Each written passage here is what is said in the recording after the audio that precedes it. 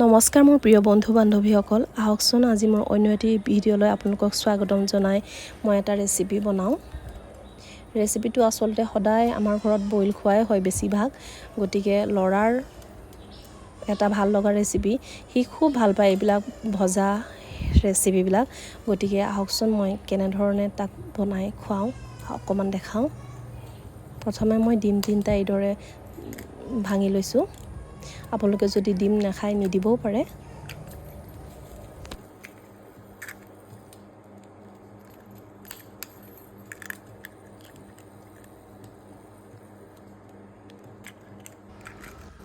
কেৰাহীখনত মই ঘি 2 চামুচ দি দিছোঁ। এনেদৰে আপোনালোকে তেল দিবও পাৰে।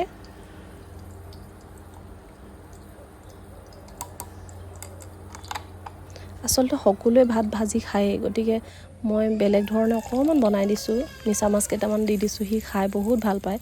এনেদৰে মই প্ৰথমে কেৰাহীখনত তেলটো গৰম হোৱাৰ পাছত, ঘিখিনি গৰম হোৱাৰ পাছত জলকীয়াকেইটা তেলতে ফ্ৰাই কৰি লৈছোঁ আৰু পিঁয়াজখিনিও এইদৰে দি দিছোঁ। জলকীয়াখিনি অকণমান তেলত দি দিলে মচমচীয়া হয়, খাই ভাল লাগে নহয়নে?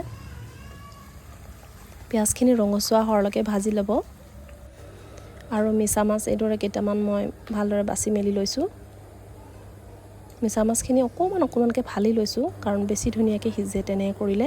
কাজু কেইটামান লৈছোঁ, কিচমিচ কেইটামান লৈছোঁ আৰু লগতে ডিম লৈছোঁ আৰু জহা চাউলৰ ভাত কেইটামান লৈছোঁ।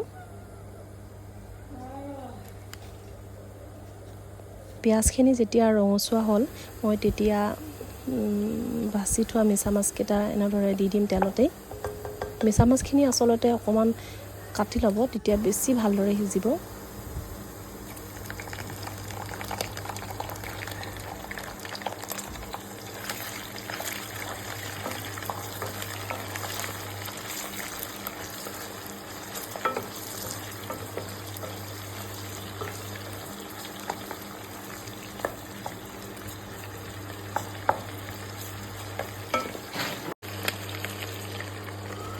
এইদৰে সিজিবৰ কাৰণে মই ঢাকনখন অকণমান মাৰি দিছোঁ।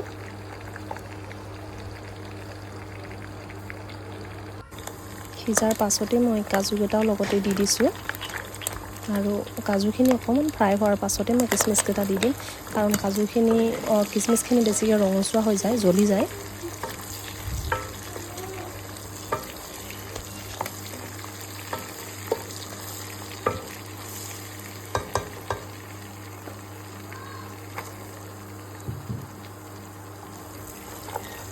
কিচমিচকেইটাও মই এইদৰে দি দিলোঁ তেলতে।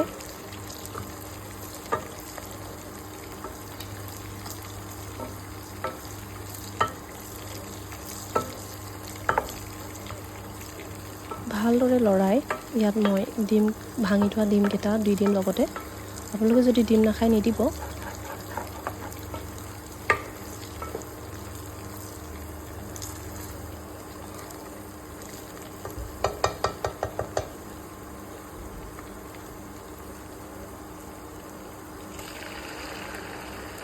ডিম 3টা মই ভাঙি এইদৰে দি দিছোঁ।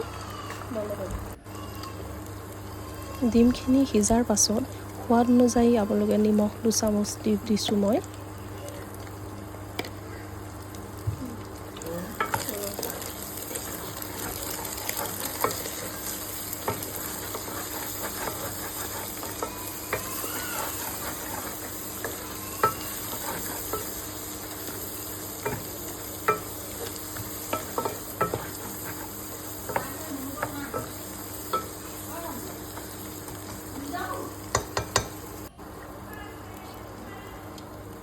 আটাইখিনি ভালদৰে সিজাৰ পাছত মই লগালগ ইয়াত ভাতকেইটা ভাঙি পেলাই দি দিছোঁ গুড়ি কৰি।